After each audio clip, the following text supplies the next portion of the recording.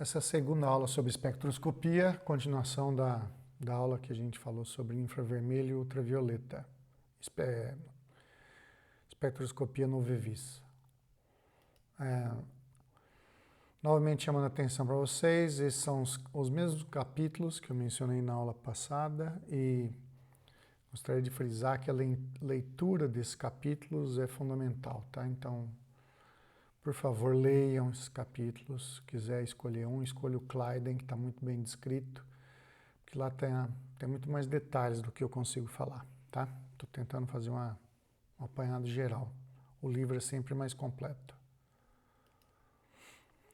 Eu já mostrei essa figura na aula anterior, então aqui está a faixa de energia eletromagnética, né? Que a gente centrou aqui nessa parte, na outra aula, no infravermelho e no visível até ultravioleta, até aqui. Raio-X é uma técnica de estrutural também, mas tem casos específicos, como foi mencionado. Raio gama não é mencionado. Agora a gente vai entrar nessa área aqui de micro-ondas, né? Na verdade, ondas de rádio, que deve cair nessa faixa aqui, que tem a ver com ressonância magnética nuclear, que é o que a gente vai abordar nessa aula. Então, região do espectro, ondas de rádio, e o que a gente obtém dessa técnica, a gente descobre o arranjo das moléculas, como os átomos de carbono estão ligados e com quem estão ligados, com heteroátomos diferentes. Falar um pouco do princípio da ressonância magnética nuclear. Em inglês é NMR, né? MR, né? O inverso ali. Aqui você está vendo um aparelho de RMN, que a gente tem tem vários na central analítica do Instituto de Química da USP e tem alguns nos blocos que os alunos de pós-graduação podem usar. E também tem equipamento, vocês devem ter visto já, ou em foto, ou já usaram equipamento de ressonância magnética nuclear que tem para diagnóstico médico. Em vez de gerar um gráfico, né, igual a gente vê num espectro de ressonância, ele gera imagem, ele está centrado na água que tem no seu corpo. E com isso, o princípio é diferente, tem a ver com o momento de precessão da água e como ela relaxa, o relaxamento da água. Com isso você gera imagens. Vocês podem procurar em vários lugares, vários livros, até na internet, que vocês vão achar como funciona. Eu falei para vocês que todas essas técnicas espectroscópicas se baseiam numa diferença de energia entre um estado de menor energia e de maior energia, né? No caso de infravermelho, esses estados são estados vibracionais diferentes, né? Então a molécula absorve energia, vai para um estado vibracionalmente de maior energia, e você pode captar a energia absorvida ou a energia que foi liberada quando a molécula retorna para o estado de menor energia. No caso de ultravioleta, a mesma coisa, ou visível, só que a diferença agora é o estado eletrônico, uma transição eletrônica, não só uma transição vibracional no mesmo nível eletrônico, por exemplo, no nível ground state, né, no nível fundamental. No caso da ressonância magnética nuclear, o que acontece é que tem um movimento de precessão do núcleo do átomo, tá? Você dá um pulso, você muda o movimento de precessão e ele volta, tá? Fisicamente é isso que está acontecendo. Mas, na verdade, não é igual o núcleo do átomo, não é igual os elétrons que você tem os orbitais, né? Que com níveis discretos lá de energia, de cada vez orbitais no estado fundamental, orbitais no estado excitado, né? E assim vai. O núcleo não tem tudo isso, né? Você não tem essa diferença de energia tão variada, né? Então aqui o que vai acontecer é esse estado de menor e maior energia é criado quando você aplica um campo magnético no núcleo, né? na molécula que está sendo exposta. Então, sem essa aplicação desse campo magnético, não teria a ressonância magnética nuclear. Basicamente, você aplica um campo bem elevado, né,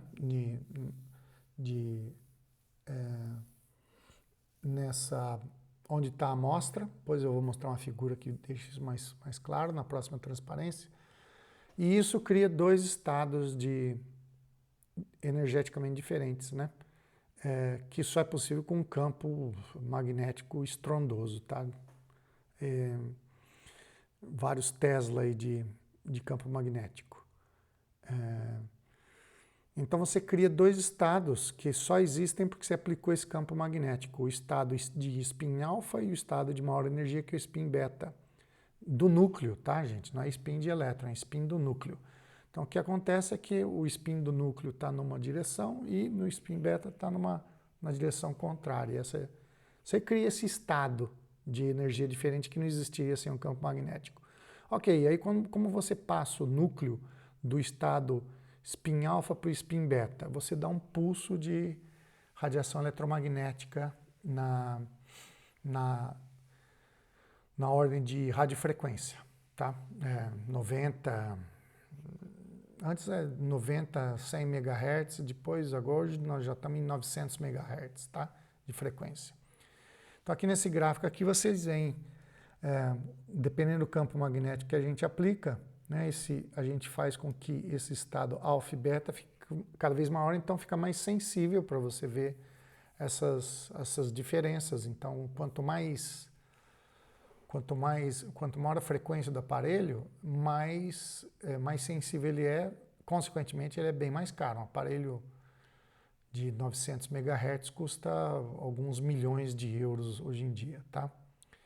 E aí você vê aqui, então, dependendo do campo magnético, você vai precisar de uma frequência maior de radiofrequência para você excitar esse núcleo do estado spin alfa para o spin beta.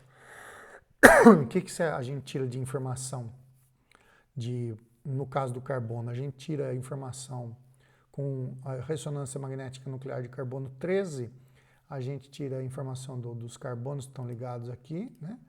E com a ressonância magnética de próton, a gente tira como os prótons estão ligados, onde eles estão ligados, em que carbono. Essa é a informação que a gente tira. O aparelho, como eu falei, que está aqui dentro desse aparelho que vocês estão vendo aqui, você tem um magneto. Esse magneto é um ímã supercondutor. Isso aqui é resfriado com hélio líquido, em torno de 4 Kelvin. Você tem que encher esse equipamento com hélio líquido. E esse tubo fica rodando ali para manter a amostra homogeneizada, onde é aplicado esse imenso campo magnético.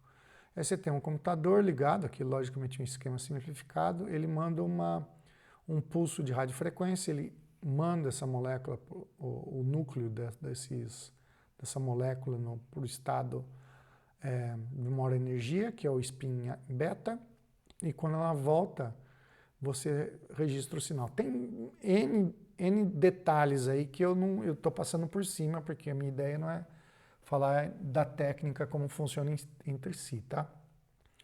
Mas basicamente é as ideias gerais sobre como ela funciona, né? Então você tem um campo magnético aplicado na amostra, acontece que a amostra, não esqueça que todo núcleo tem elétrons em torno dele.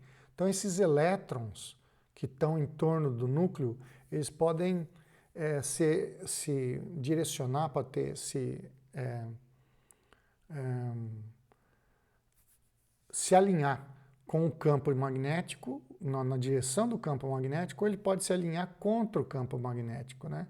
Isso vai ter uma consequência que eu vou falar já para vocês, o que a gente vai chamar de blindagem, né? Então, se ele está a favor do campo magnético, ele não blinda. Se ele está contra o campo magnético, ele blinda. E a gente vai ver o que isso vai causar. Mas essa blindagem é causada por efeito eletrônico desses elétrons, dos grupos que estão ligados a esses átomos, de núcleo dos átomos que a gente está enxergando. No caso, você entrar em carbono 13 e próton, tá? Então, esse delta aqui é o que a gente chama de deslocamento químico, que vai ter uma escala, que a gente vai falar já, né? O deslocamento químico pode ser pequeno, próximo de zero ou grande, perto de 10, perto de 200, dependendo quanto for a escala. A gente pode falar do campo também. A gente tem campo alto, que é quando é delta pequeno, ou campo baixo, quando o delta é grande. Tem vários jeitos de se referenciar essa escala, que é o deslocamento químico, que é o delta. Você pode falar baixa frequência é a mesma coisa que delta pequeno, né, o deslocamento químico pequeno, ou frequência alta, deslocamento químico grande. Você pode falar blindado, tudo que é blindado vai mais próximo do zero, tudo que é desblindado vai caminhando para números de deslocamento químico maior, para vocês entenderem a escala, né? Então, como eu disse, aqui o estado de spin alfa, quando você dá o pulso de energia eletromagnética na faixa de radiofrequência, ela absorve essa energia, vai para o estado spin beta, depois ela volta e esse sinal, essa diferença é registrada. Tem detalhes, como eu falei, eu não estou entrando muito em detalhes aqui. Então, o núcleo blindado ele vai mais para próximo de zero e o núcleo desblindado vai mais para valores de deslocamento, aqui esses números ficam cada vez maiores, né? Então, aqui só para ler para vocês, núcleo sob efeito do campo magnético, efetivo maior, a ressonância em maior frequência. Núcleo sob o efeito de campo magnético, efetivo menor, ressonância em menor frequência. Então, blindado vai para lá. Basicamente, essa blindado e não blindado é qualquer fator que joga elétrons em cima desse núcleo que você está vendo, blinda. Qualquer fator que puxa elétron desse núcleo, desblinda, tá? A gente vai comentar um pouquinho melhor depois.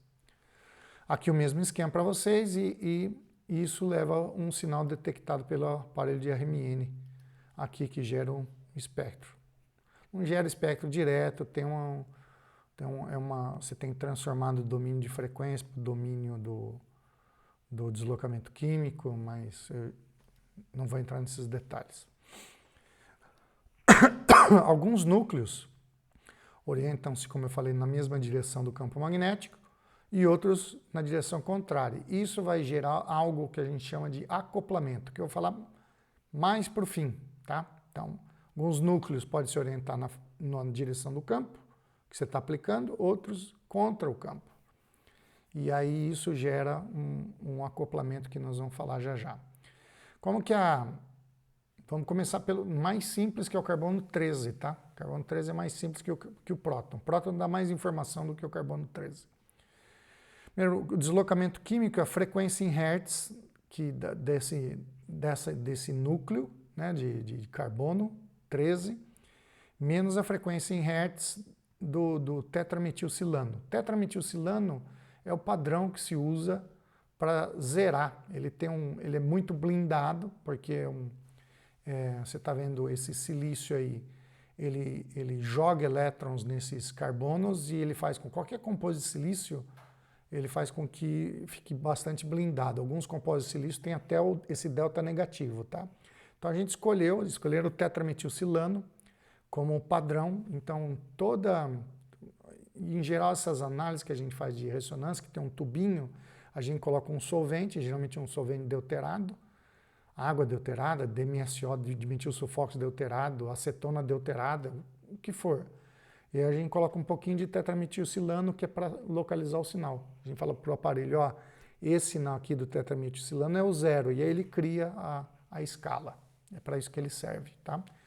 Então a escala é feita com essa fórmula aqui e dividido pela frequência do TMS em megahertz aqui do aparelho. Então não importa se o aparelho é 100 MHz, 200, 1000, entendeu? Você consegue colocar todos na mesma frequência. O que vai mudar é a resolução desses picos, se eles estão bem resolvidos ou se estão todos, você não vê o que eu vou falar já já, que é o desdobramento. Tá bom. Falar um pouquinho do espectro. Vocês estão vendo aqui o espectro de ressonância magnética nuclear de carbono 13 do ácido lático. Você já deve ter reparado que é um isótopo do carbono, né? O carbono 12 não tem sinal. Quem tem sinal é o carbono 13, ok? Carbono 12 não tem. Carbono 13 tem sinal, mas o problema é que ele é menos do que 1% da quantidade de carbono que existe na natureza. Por isso que não é tão sensível como o próton. O próton já está na quantidade, no isótopo de maior frequência, tá? Então, quando você tem um átomo, uma molécula de ácido lático, por exemplo, você tem 99% desse carbono aqui, que tem da carbonila, que é carbono 12. E você deve ter 1% dele na natureza, que é carbono 13. É esse 1% que a gente vai ver na técnica, tá? Por isso que você precisa uma amostra, uma concentração maior em carbono 13 do que carbono 12. A probabilidade de ter dois carbono 13 um do lado do outro é praticamente nula, tá? Então a gente sempre vê um carbono só, não tem carbono 13 um do lado do outro aqui, tá? Então esse conjunto de moléculas, vocês sabem que tem uma cacetada de moléculas, né? Um mol tem 6,02 vezes 10 a 23 moléculas, então 1% disso é com carbono 13. É isso que nós estamos enxergando, tá? Então você olha aqui, nós vamos ter quantos carbonos tem na molécula? Tem um da carbonila aqui, tem um que está ligado ao H e tem um na ponta aqui. Quantos carbonos nós estamos vendo aqui? 1, 2, 3. Esse aqui é o sinal do TMS, que você colocou, que é o padrão. E esse aqui é o solvente que você usou para dissolver o ácido lático, que é o cloroformo deuterado. Cloroformo é CHCl3, aqui eu estou usando CDCl3, cloroformo deuterado, que está aqui. Depois eu falo por que ele aparece com 3 sinalzinhos, tá? Mais para o final. Se eu não falar aqui, vocês me perguntam nas aulas de exercício. Então, tem 3 carbonos, 3 sinais, tá? E aí vocês veem que eles caem em faixas diferentes. Aqui a mesma ideia, que eu vou falar já já. Lembra que o efeito, se aparecia sinal, uma banda de ligação de hidrogênio no espectro de infravermelho, em 3.500, 4.000 centímetros a menos 1. Outras bandas de carbonila apareciam entre 1.650, 1.750, qualquer coisa assim. E a frequência dependia do tamanho, da massa do átomo, da massa reduzida e do efeito eletrônico. Aqui é a mesma coisa, tá? Se é mais próximo de 0 é mais próximo de 200, a escala de carbono vai de 0 a 200, tá? E essas faixas têm tabelas para isso, e eu vou explicar algumas como funciona, mas basicamente tudo que tem mais elétrons, que tem menos grupos eletronegativos puxando elétron desses carbonos, faz com que ele fique mais próximo do zero. Qualquer efeito de átomo mais eletronegativo ligado nesse carbono faz com que ele se desloque mais próximo de 200. Então, por exemplo, você vai ver a carbonila aqui, que tem um oxigênio ligado com uma dupla ligação, é essa aqui que está na ponta, porque ele está mais desblindado, tá? E tem um efeito de indutivo que saca elétrons desse carbono pelo oxigênio, tá? Em seguida, deve ir esse carbono aqui está ligado à hidroxila, pelo mesmo motivo, que deve ser esse aqui, tá? E por último, o que não está ligado em nenhum átomo mais eletronegativo, que é esse carbono que é um CH3, que está aqui, tá? Onde sai. As intensidades não têm a ver, depende do tempo de relaxamento do carbono, tá? Se está ligado com hidrogênio, ele volta, esse movimento de precessão volta mais rápido e aí parece que tem mais carbono, mas na verdade a intensidade aqui no espectro de carbono não quer dizer muita coisa, não quer dizer nada. Então, a RMN de carbono 13, o número de sinais reflete o número diferentes de tipos de carbono. Tome cuidado que não é o número de carbono, é o número de tipos diferentes. Se você tem uma molécula simétrica e todos os carbonos são simétricos, você vai ver um sinal só, tá? Tipos diferentes de carbono, daí que vê como é importante que a gente viu antes de estereoquímica, de simetria, ok? A simetria da molécula vai ser importante para você interpretar o sinal aqui. A intensidade do sinal do carbono 13 é, em geral, 6.400 vezes menor do que a intensidade do sinal de próton, porque a abundância do carbono 13 na natureza é muito menor do que a abundância do próton, né? Próton é o isótopo de hidrogênio, o hidrogênio 1 é o hidrogênio mais abundante na natureza, enquanto o carbono 13 não é. O deslocamento químico varia acima de 220, no caso do carbono 13, e do próton vai até 10 ppm, tá? Tem a ver com a frequência que esse átomo entre precessão. É característico de cada átomo. Não é só o próton, o hidrogênio e o carbono que dá para fazer ressonância magnética nuclear, tá? Então, diversos outros átomos dá. Por exemplo, o deutério também tem o que a gente chama de atividade, momento magnetogírico. É esse o termo, tá? Qualquer átomo que tiver momento magnetogírico vai conseguir ser detectado. Não são todos, mas tem um punhado deles, tá? Então, tanto o hidrogênio como o deutério podem ser usados para ressonância magnética nuclear. A gente vê o deutério em espectro, né? Lítio 6, boro 10, boro 11, nitrogênio 14, nitrogênio 15, oxigênio 17, flúor 19, sódio 23, silício 29, fósforo 31, cloro 35, cádmio 113, xenônio 129 e platina 195. Deve ter outros, tá? São também estudados por RMN em campo alto, tá? A frequência desses núcleos são diferentes. E o sinal também, a interpretação, cada um tem seus detalhes ali.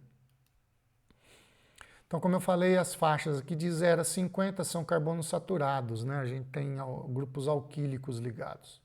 Então, se qualquer sinal que você vê dessa faixa deve ser de um carbono saturado, CH3, CH2, CH, alcanos, tá? De 50 a 100, nós temos carbono saturado perto de um elemento altamente eletronegativo, geralmente oxigênio. Então, você pode ter um éter, um carbono ligado num oxigênio, de um álcool e assim vai. De 100 a 150 é carbono insaturado, pode ser carbono de dupla, carbono de tripla, carbono de benzeno, carbono de compostos aromáticos. De 150 a 200 ppm, que é a escala em ppm, tá? Que é a unidade.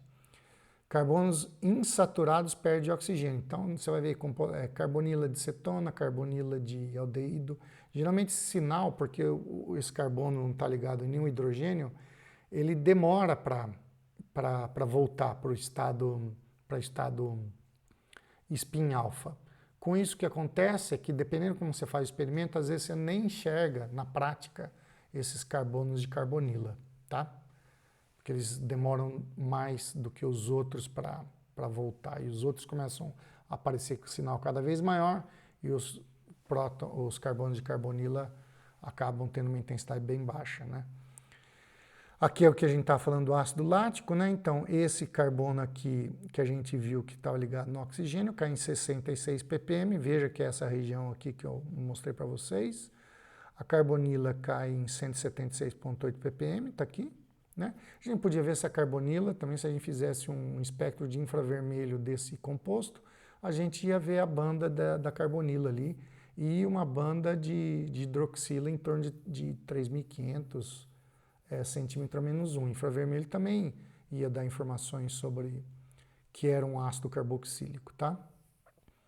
E esse aqui, que é o carbono da ponta, o CH3, está em torno de 20 ppm, aqui está nessa faixa, só para vocês terem uma ideia. Só lembrando aqui o 0 é o tetrametilsilano e, de novo, aqui é o sinal é um triplete, tá? Parece um triplete, é um triplete, são três sinaizinhos pequenos, é o solvente que foi usado, tá? Vou chamar atenção quando for o caso. Se a gente pegar o etanol, por exemplo, a gente tem o CH3 na ponta, veja que ele aparece mais ou menos na mesma região do carbono do ácido lático, né? E a gente tem um outro aqui que aparece nessa região um pouquinho mais, de 50 a 100 ppm, que é o CH2 ligado no oxigênio. Você tem dois carbonos diferentes, né? Então, você tem dois sinais de carbono 13. Mais alguns espectros, por exemplo, ácido hexanoico.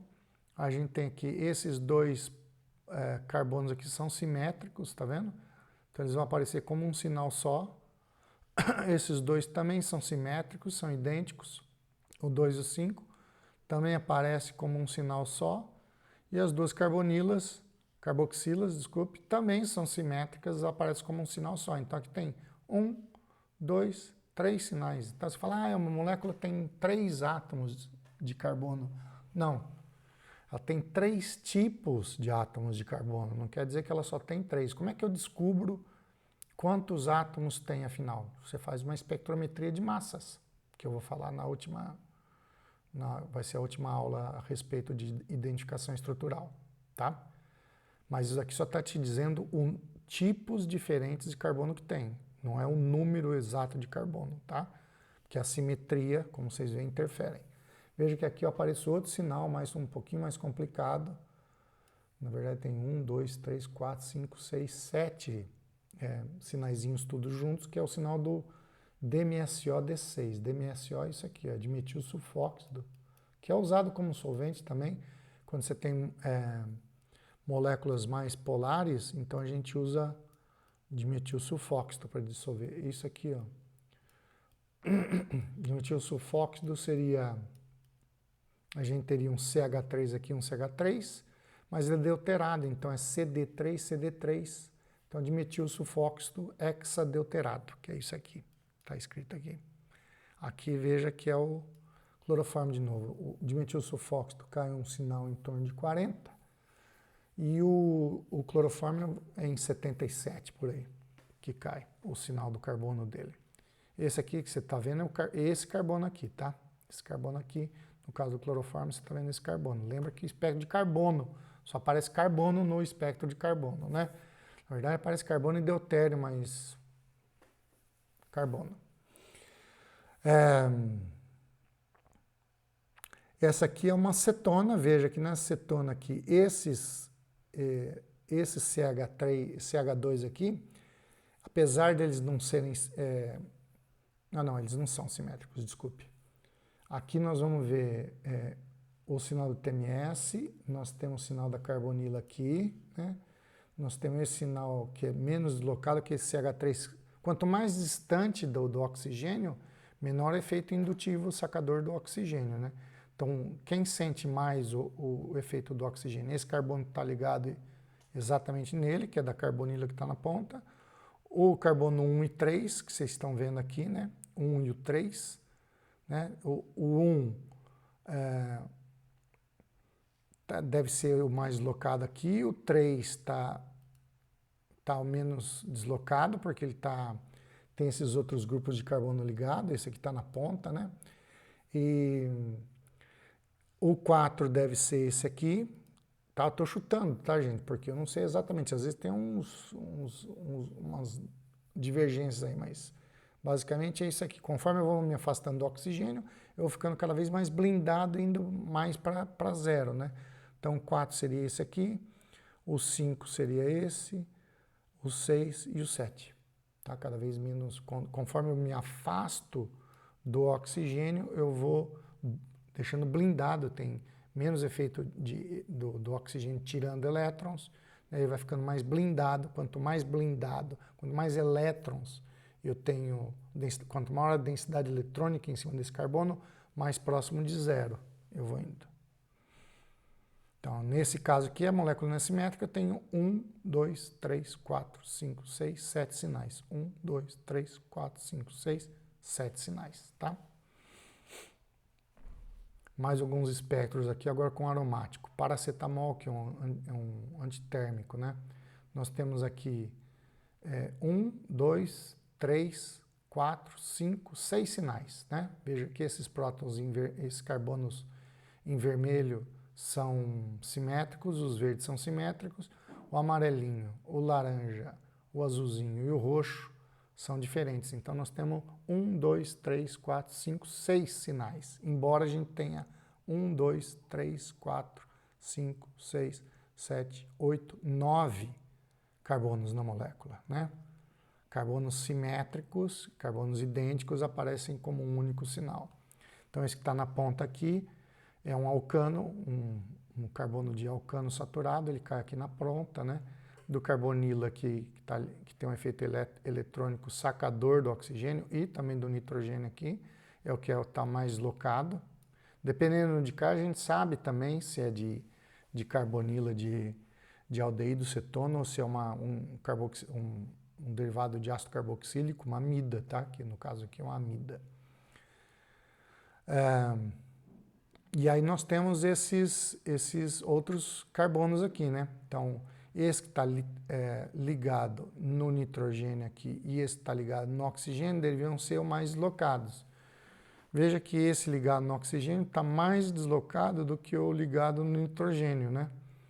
Eu estou fazendo uma pergunta aqui embaixo, já eu respondo.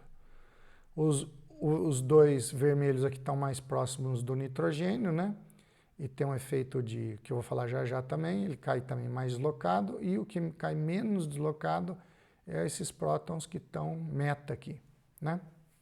Aqui a gente tem então um efeito de ressonância, né? Esse nitrogênio, tanto o OH saca elétrons por efeito indutivo, ele doa elétrons por efeito mesomérico.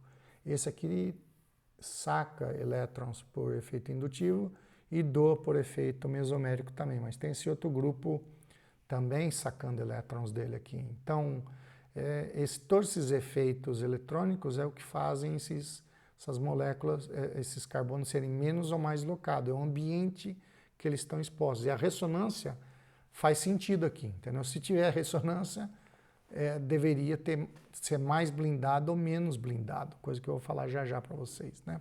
Então, por que o carbono ligado no nitrogênio, aqui, né, é menos deslocado que o ligado ao oxigênio? Primeiro que o oxigênio é mais eletronegativo, número 1, né? Número 2 é que tanto essa posição, o nitrogênio saca elétrons por efeito de ressonância aqui, a gente pode escrever várias estruturas de ressonância, a gente fica com cargas positivas na posição orto, ele aqui, e para, né? Então essa região aqui, saca, o nitrogênio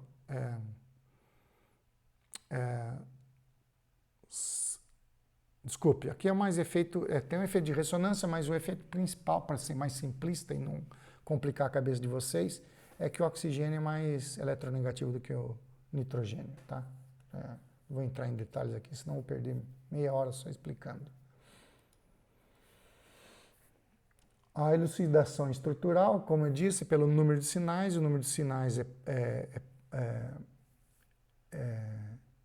proporcional aos tipos igual ao número de tipos diferentes de carbono, né? E se a molécula não é simétrica, o número que você está vendo de sinal é o número de átomos de carbono na molécula, né?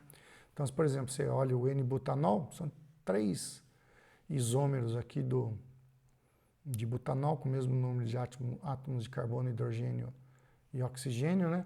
Então, o butanol linear, o N-butanol, tem 1, 2, 3, 4 átomos diferentes, né? Que vocês estão vendo aqui os 4 diferentes e cada um deles com seu deslocamento químico daria 4 sinais no espectro de carbono 13. Já o isobutanol, a gente teria 1, 2, 3 sinais, porque essas duas metilas são simétricas, elas apareceriam todas juntas em torno de 20, que estão e menos deslocado, mais blindado, porque estão mais distante do oxigênio. Já o tercio-butanol apareceria como 2 sinais só. Um sinal em 69,3, que é o átomo que está ligado ao oxigênio, o OH, que sofre mais o efeito de sacar elétrons do oxigênio, e os que estão aqui na ponta, que são todos simétricos, que dariam um sinal só do CH3. Quanto mais distante do carbono do oxigênio, mais blindado, ou seja, menor o deslocamento químico, mais próximo de zero. Então, por exemplo, quando a gente vê um espectro desse, o que dá para interpretar? Bom, primeiro aqui é o CDCl3, tá? O clorofórmio. Então, o espectro 1 nós temos 2 sinais só. Quer dizer que tem 2 átomos, 2 tipos diferentes de carbono. No C nós temos 3 tipos diferentes de carbono. No espectro 2 temos 2 tipos. E no espectro 3 nós temos 1, 2, 3 tipos também. Mas você vê que aqui, embora tenha 3 sinais, eles estão mais deslocados. Aqui eles estão mais próximos de zero. Esse daqui, o espectro 3 mostra uma molécula que é bastante blindada. Está caindo numa região de saturado, então não deve ter elemento muito eletronegativo ligado. O espectro 2 mostra uma molécula com átomos de carbono que deve ter algum grupo eletronegativo ligado, um oxigênio, o que for, né? E a molécula 1 mostra uma molécula que deve ter, eu diria que deve ter vários carbonos simétricos e deve ter uma carbonila aqui, um carboxilato ligado, né? Então você vê que eu tirei todas essas informações, nem estou olhando à esquerda, eu só estou olhando o espectro aqui. E óbvio que se você me falasse, descubra quem é a molécula, não me desse nenhuma, não dá. Eu não sei falar qual é a molécula só olhando isso aí. Eu teria que ver o espectro de infravermelho, o espectro UV-Vis, VC conjugado, e o espectro de espectrometria de massa, o espectro de massa, aí eu conseguiria matar a estrutura sem problema, né? Então, o espectro 1, qual dessas moléculas de A até a G poderia ser? Teria que ter 2 tipos de carbono, tinha que ter um composto carbonílico aqui, né? Então, aqui, esse A, B e C eu excluo, porque nenhum é carbonila. F e G eu também excluo, porque não tem carbonila aqui. Então, teria que ser D ou E, o primeiro, tá? Porque é o único que tem uma carbonila. Aí, eu vou olhar aqui, e eu vejo que esse aqui eu teria 1, 2, 3 sinais de carbono. Porque esse carbono aqui não é similar a esse, que não é similar a esse. Então esse aqui não pode ser. Então só pode ser esse aqui, ó. Como ele é simétrico, tem um plano de simetria aqui, você vê que esse H3 é igual a esse. Como seria o sinal da acetona aqui? Seria 1, sinal 2, é esse aqui. Então esse é o E, tá? O 2 não tem carbonila, nem o 2 nem o 3, então esquece D e E aqui, tá? O 3, a gente não tem nenhum oxigênio ligado, porque esses sinais do carbono estão muito próximos de zero. Então eu teria que tirar algum aqui. Vamos ver, um que tem tão ligado ao oxigênio, não tem muito deslocamento. Esse aqui está mais deslocado, né?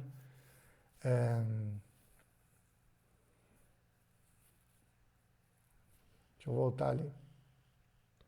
Esse é um próton de 40 a 60.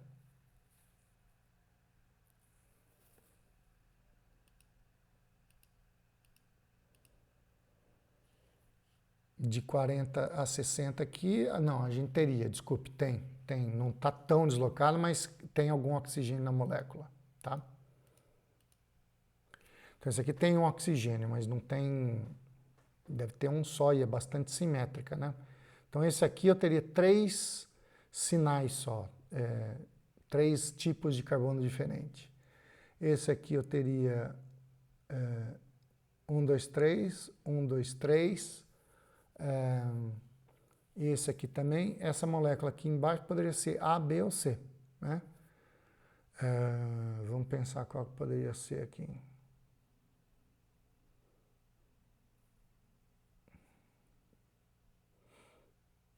Se fosse essa molécula aqui, eu teria um sinal aqui e um sinal referente a esses dois, eu teria 2 sinais, então esse aqui não é, C não é.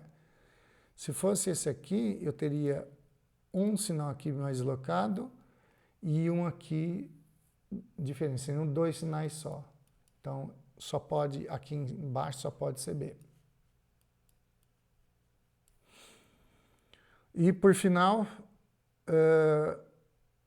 tem essa molécula aqui que está bastante deslocada, eu tenho esses prótons na região de 115, 135. Se a gente voltar aqui, ó, 120, 135 é carbono insaturado ou benzeno, tá? Não tem nenhum benzeno lá, né? Não tem nenhum benzeno, então só pode ser uma dessas duas, F ou G.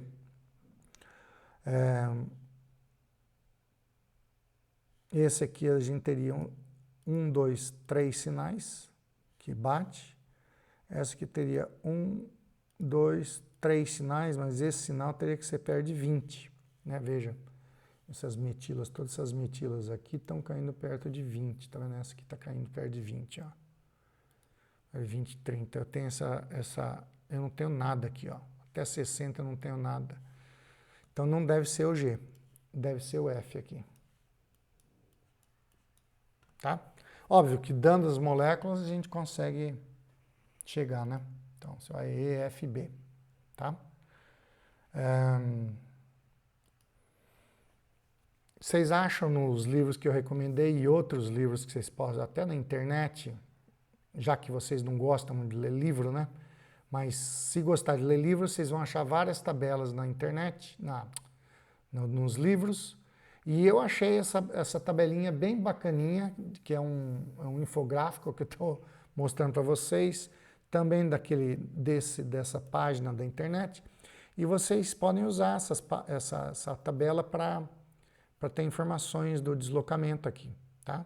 É uma tabela simples, mas acho que útil para vocês saberem o que cai em cada região. Vamos falar agora de ressonância magnética nuclear de próton, né? Então, a ressonância magnética de próton, o que a gente está vendo agora é próton, a escala vai de 0 a 12, tá? Então aqui, por exemplo, ácido acético, a gente tem dois tipos de próton, né? Então a gente tem um CH3 que está aqui perto, depois eu comento da região, mas também é o mesmo caso, né? Quanto mais saturado lá, mais esse próton está num ambiente menos, com maior densidade eletrônica, ele vai mais para o zero. Quando ele está com uma densidade eletrônica menor em cima dele, está mais desblindado, ele vai mais para deslocamento químico maior. Esse próton aqui, geralmente, dependendo do solvente, a gente não vê ele, tá? Ele está colocando aqui, mas difícil ver esse próton aqui, que é de um próton ácido. Esses prótons ácidos aqui, eles ficam vagando no espectro, tá? Então aqui, se fizesse um espectro do ácido acético, você ia ver com certeza o CH3, mas não sei se esse próton aqui você veria muito fácil, não, tá?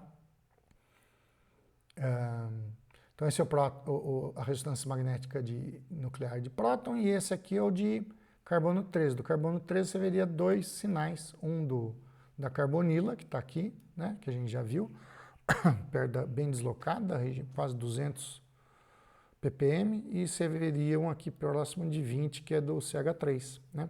E com isso, com esses dois, você já tem um monte de informação da molécula, né? Ok?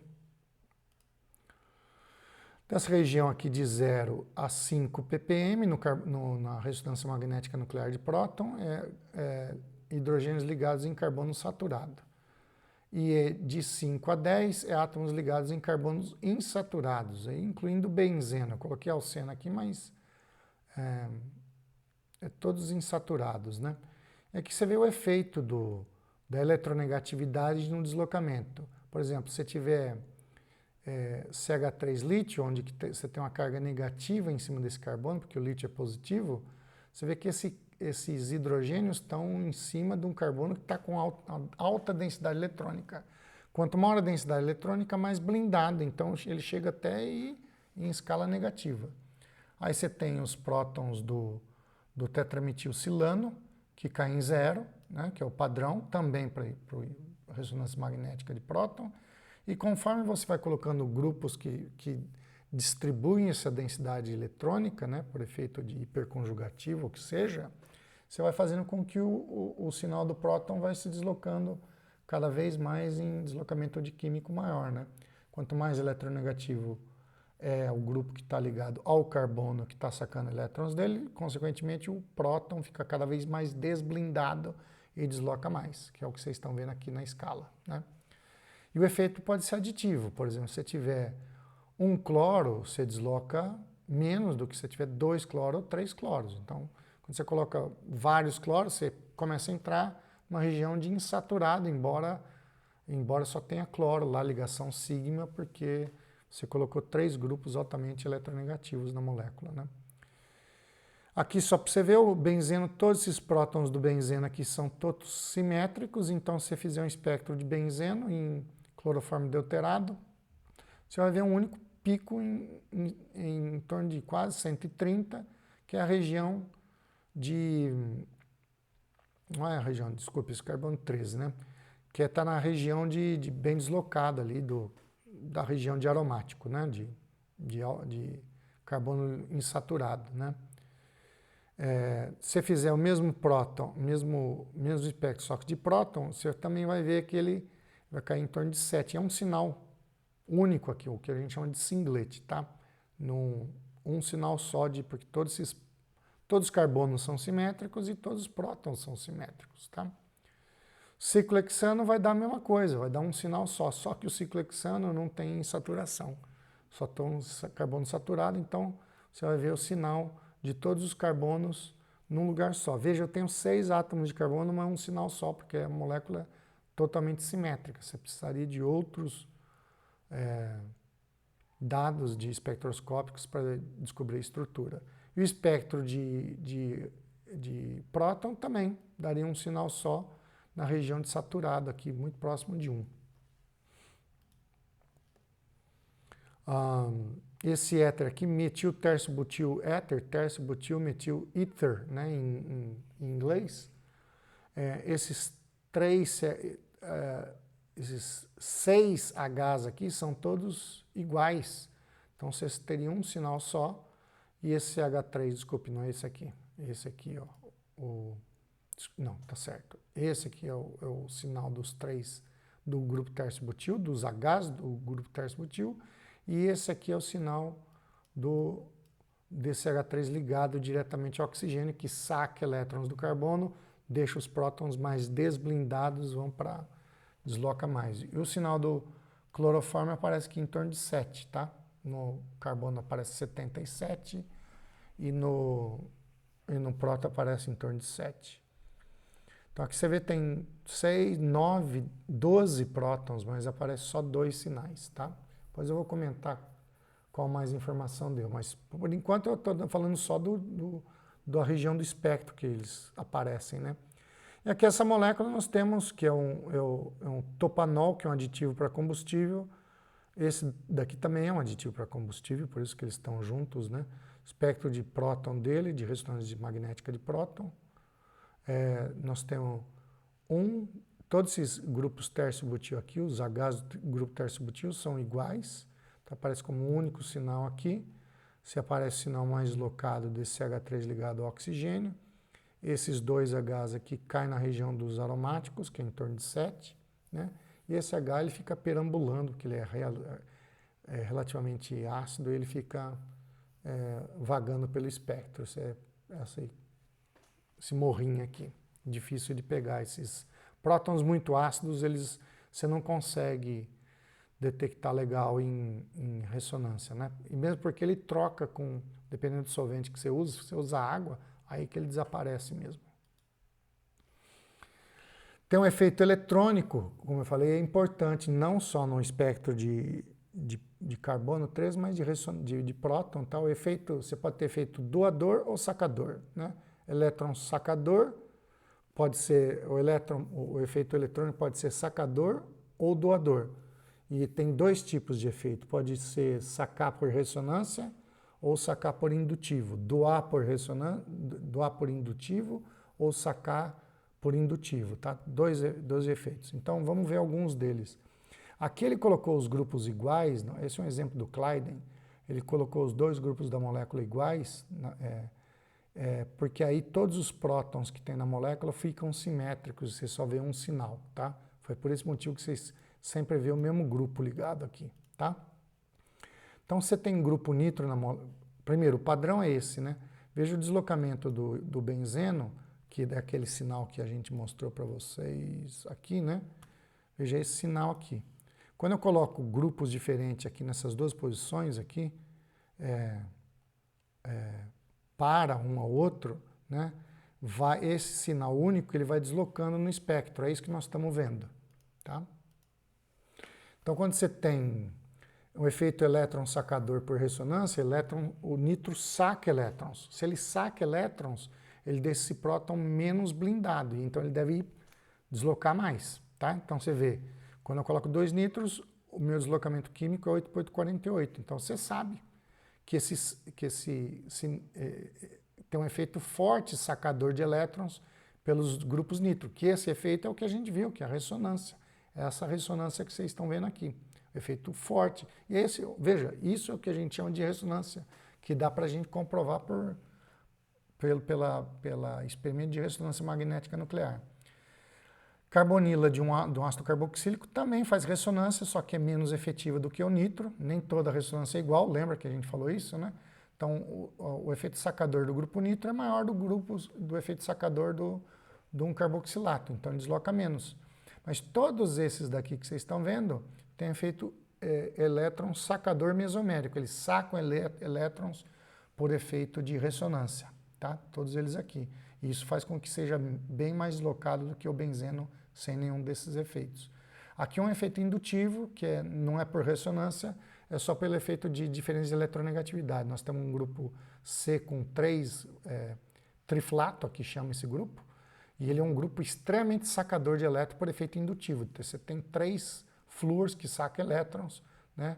E aí você faz com que haja um deslocamento maior do que do benzeno só. Mas veja que o efeito indutivo é menor do que qualquer um desses efeitos de ressonância. Daí que vocês vão ver várias vezes eu falar, quando tiver efeito de ressonância indutivo, o efeito de ressonância acaba ganhando do efeito indutivo. Veja que aqui eu tenho 3 flúors ligados na molécula, né?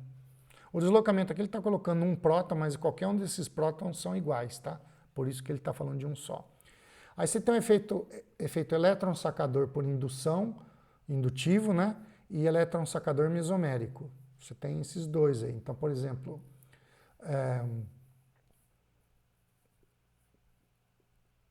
desculpe, elétron doador.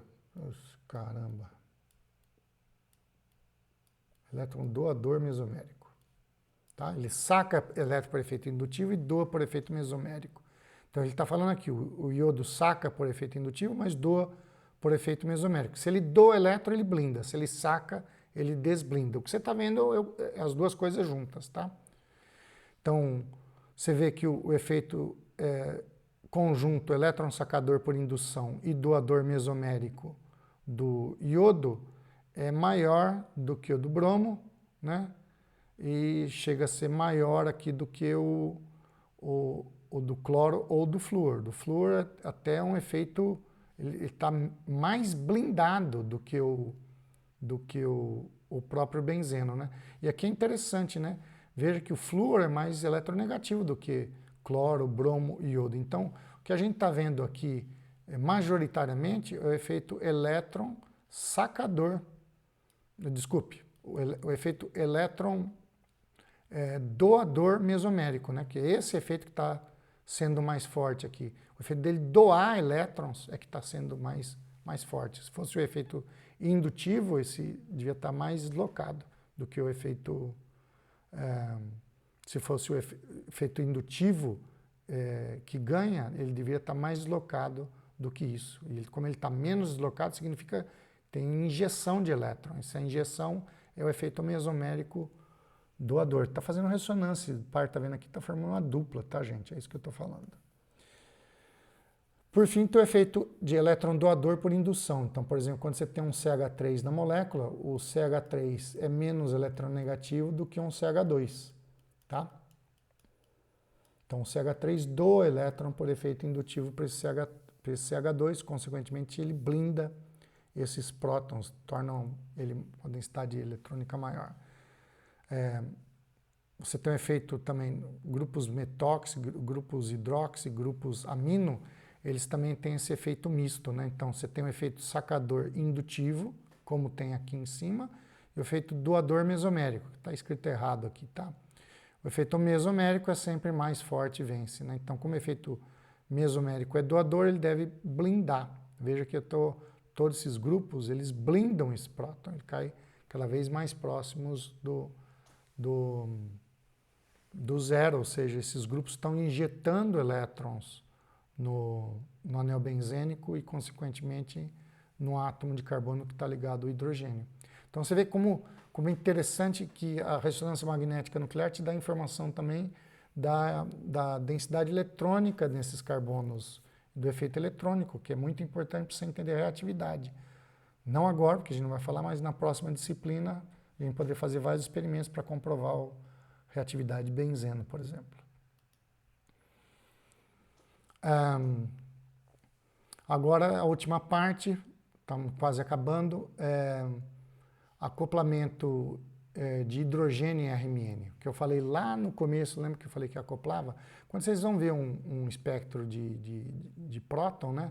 Você vê aqui, ó, na verdade não é um sinalzinho só, né? Você tem um sinalzinho aqui, que a gente chama dublete, tem 2 dubletes aqui, eles estão diferentes. Então, além do sinal onde está, que te dá a ideia de onde esse hidrogênio está ligado, em que tipo de carbono, se ele tem um oxigênio ligado a ele, se tem um outro elemento eletronegativo, ele também ele se desdobra.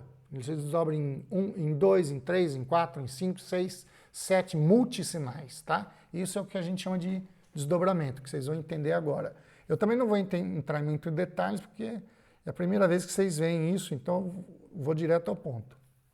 Primeiro, esse sinal aqui que vocês estão vendo laranja é a troca desse hidrogênio aqui com o deutério. Esse espectro foi feito em D2O, tá? Em água deuterada. Então, esse próton aqui que vocês estão vendo, como ele é um próton relativamente ácido, o que ele faz? Ele troca com o da água e ele aparece como um sinal. Esse sinal que vocês estão vendo é HOD, que é, você trocou um desses deutérios da água pelo deutério da molécula, tá? E ele também passeia. Geralmente ele cai em 4,5, tá? Mas ele pode passear no espectro.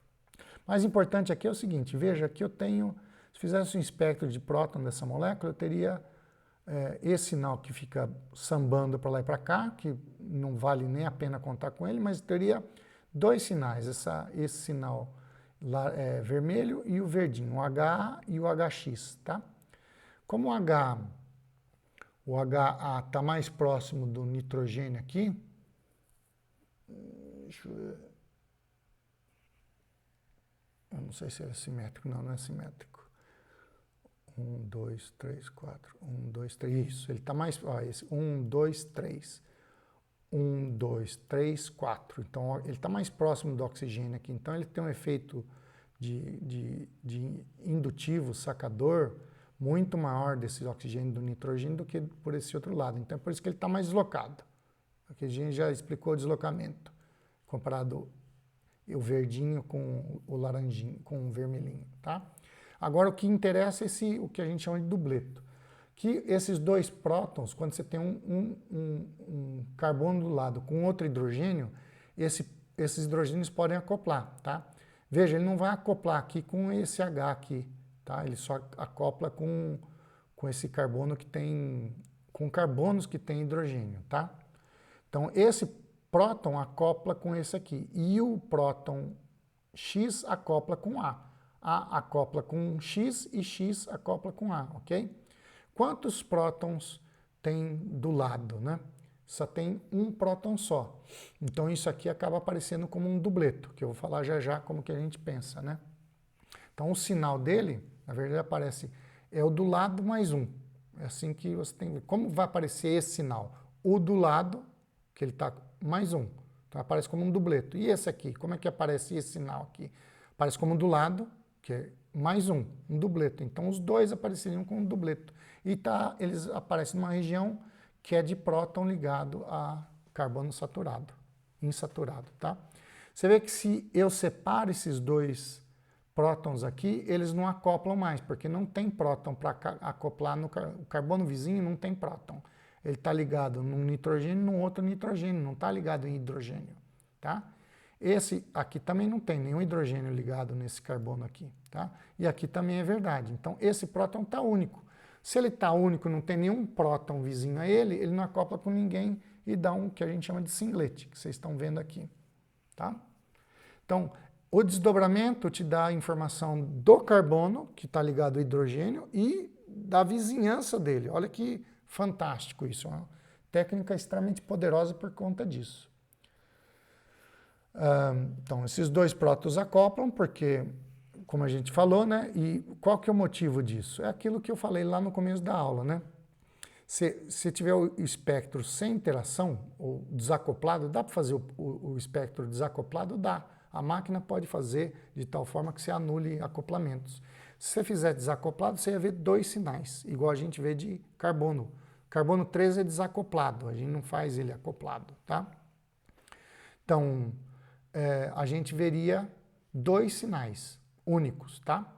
Aí o que acontece? Você tem a vizinhança eletrônica desse carbono aqui, que tem o próton, né? Você pode ter o efeito do HX e do campo aplicado em HA.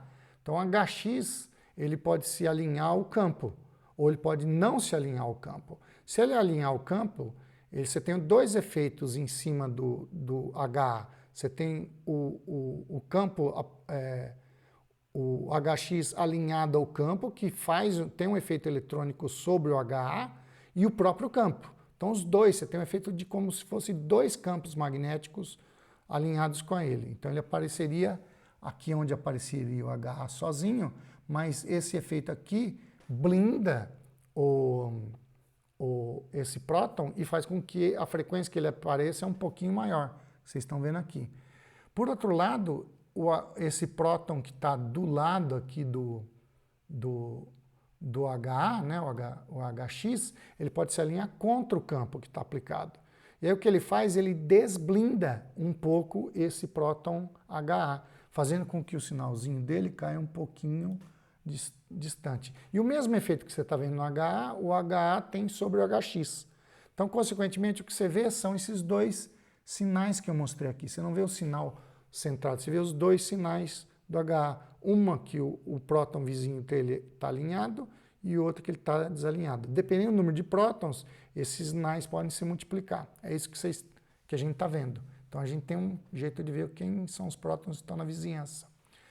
Essa multiplicidade, esse desdobramento, né, ele segue um triângulo de Pascal. Então, se não tiver grupo nenhum perto, próton vizinho, o sinal vai aparecer como um singlet, tá? Com a intensidade 1, vai aparecer um sinal assim, tá? Se você tiver um próton do lado, ele vai aparecer como um dubleto, né? E você está vendo aqui que a intensidade desses sinais é idêntica, né? São dois picos, um dublete com intensidades iguais, né? Se tiver dois prótons vizinhos, a gente vai aparecer como um triplete, assim, ó, na proporção 1:2:1. E assim vai, tá? Não vou ler tudo, mas isso aqui é a intensidade dos sinais, né? E aqui o número de prótons vizinhos. Basicamente, a regra é o do lado, tanto lado direito como esquerdo, mais um. Então, somos dois, mais um é o número de sinais que vocês vão ver. E a intensidade dos sinais segue esse triângulo de Pascal aqui. O acoplamento faz com que o sinal de um próton específico se desdobre em dublete, triplete, quarteto, quinteto, sextupleto, septupleto, e aí quando a gente não consegue nem contar, a gente fala multipleto, tá? O tipo de desdobramento é chamado multiplicidade. A gente pergunta qual é a multiplicidade do próton? É isso que a gente está se referindo, como que ele se desdobrou. Na prática, o desdobramento pode ser previsto contando-se todos os prótons vizinhos e somando um, que acabei de falar para vocês.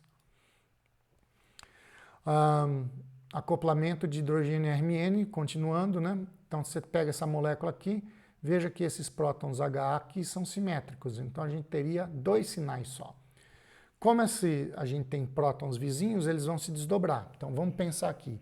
Esses dois prótons HA, tanto aqui quanto aqui, eles são idênticos, tá? Então, eles aparecerem como um único sinal. E eles estão ligados diretamente ao oxigênio aqui, ok? Então, desculpe, ele está ligado no carbono que está ligado no oxigênio. Então, eles apareceriam mais deslocados. Então, eles aparecem nessa região que a gente já sabe que é próton ligado a um carbono com algum elemento eletronegativo. Então, eu sei que ele está aqui. Esse aqui é esse aqui. E o HX não está ligado ao oxigênio, está ligado num carbono que não está ligado diretamente ao oxigênio, é o que está menos deslocado. Agora, vamos tentar entender a multiplicidade deles ali. Então, esses prótons aqui estão ligados, vamos pensar nesse aqui primeiro, tá? Esse próton aqui, que o sinal deles, estão ligados em 1, 2, 3, 4. 4 prótons diferentes. Veja que todos os prótons HA são diferentes do HX, tá? Então, eles estão ligados, quem é vizinho de carbono, esse carbono vizinho está ligado com 2, esse carbono vizinho está ligado com mais 2. Então, como que apareceria o sinal? Apareceria 4 mais 1, é os vizinhos, 4 mais 1. Apareceria como um quinteto, 1, 2, 3, 4, 5. Qual que seria a intensidade, o valor de intensidade aqui? O quinteto aqui é 1 para 4 para 6 para 4 para 1. Se vocês forem ver aqui, é justamente esse padrão. Então, esse quinteto me diz que eu tenho, não somei mais 1 para dar o valor, eu sei que, como apareceu um quinteto, é só você tirar 1, significa que tem 4 prótons do lado desse próton aqui, que está aparecendo. Tem 4 prótons, ok? Mas como só tem 2 sinais, esses prótons devem ser simétricos, tem que ser 2 e 2, tá? Por fim, esses prótons aqui, como que apareceria o sinal? Apareceria esse aqui, o do lado, né? Como ele é simétrico, você pode vir em qualquer lado aqui, porque esses dois são iguais. Então, o sinal desse aqui, que é igual ao sinal desse, seria o do lado mais 1. Tem 2 do lado, mais 1 são 3. Ele aparece como um tripleto, tá? Então, aqui eu sei que tem um CH2 ligado na molécula, né? Na verdade,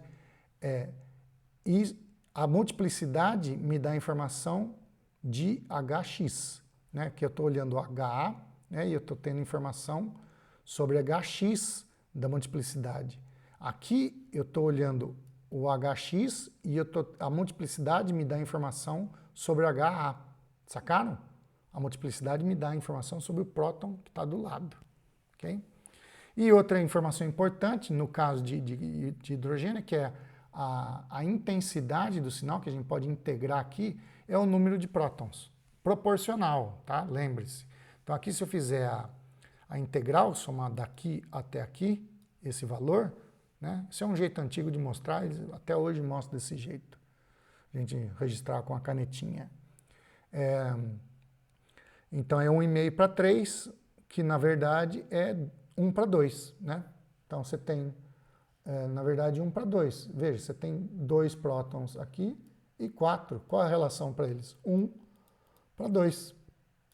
Tá? Então, a gente já sabe que a gente tem uma relação de 1 para 2 em número de prótons. É a relação, tá, gente? Não é o número de prótons, tá? Tem simetria na molécula. Você tem que levar isso em conta. Prótons iguais não acoplam, tá? Esse próton aqui não está acoplando com esse. Se eles forem diferentes, eles iam acoplar também, tá? A integral de Rmn de próton é proporcional à quantidade de hidrogênios, diferente do carbono 13, que não diz nada. Mais um parâmetro que dá para tirar da ressonância magnética de próton é a constante de acoplamento, tá? Constante de acoplamento, ela é útil para a gente saber também como que estão esses prótons, né? Em que tipo de carbono está ou em que posição ele está. Por exemplo, a constante de acoplamento, que é designada J, e ela é em Hertz, a unidade, ela permite diferenciar acoplamentos entre prótons ligados cis e trans. Então, por exemplo, se fizesse uma ressonância magnética nuclear de um ciclo hexano, e você tivesse prótons em equatorial e axial, em carbonos vizinhos, a gente conseguiria, com essa técnica, descobrir quais são os prótons que estão em cis e trans, tá? Pela constante de acoplamento. Constante de acoplamento a gente tira da distância aqui. Aqui é muito fácil de tirar essa distância aqui, e a gente sabendo a ressonância, a frequência do aparelho, se ele é 900, 500, 300 MHz, a gente consegue calcular a constante de acoplamento, tá? Então, essas duas constantes de acoplamento aqui maiores é na região de 11 Hz, tá? Então, aqui você tem tabelas que mostram, com essas constantes de acoplamento, que tipo de próton a gente está vendo, ligado em que tipo de carbono, né? Por exemplo, o H2 acopla com H3, né? Ele só pode acoplar com o H3, só tem o H3 do lado dele. Já o próton H3, ele acopla com H2 e acopla com H4, tá? Então, aqui do lado, esses prótons são diferentes, tá? Então, esse próton é diferente aqui vamos primeiro para o H2. O H2 está do lado dele, só tem o H3. Então, é o do lado mais 1, o sinal ele aparece como um dubleto, que é o que vocês estão vendo aqui. Esse próton aqui, o H3, ele acopla com o do lado mais 1, que é um dubleto, né? E esse aqui é diferente do H2, então não posso somar H2 com H4 porque eles são diferentes, tá? Então o H3 vai acoplar com H2, vai dar um dupleto, tá? Porque é do lado mais um, e ele vai acoplar com esses dois H4, que são 2. Então, do lado mais um são 3. Aqui vai aparecer como um tripleto. Então, como vai aparecer o sinal do H3? Vai aparecer como um duplo tripleto. Ok? Isso aqui é um duplo tripleto. Vê que o triângulo de Pascal não é obedecido aqui. E as constantes de acoplamento dão também informação sobre isso, tá? Então, carbono saturado, quando você tiver um acoplamento desse tipo de carbono saturado, é 10 a 16 Hz, um acoplamento geminal, saturado, insaturado, que tiver geminal aqui. Se for geminal, insaturado é de 0 a 3 Hz, se for saturado é 10 a 16 Hz. Se for vicinal, um do lado do outro, a gente tem um acoplamento de 6 a 8 Hz.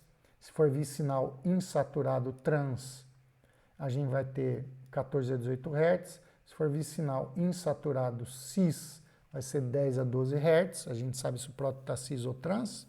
Se for insaturado aromático, né, vai cair entre 8 e 10 Hz.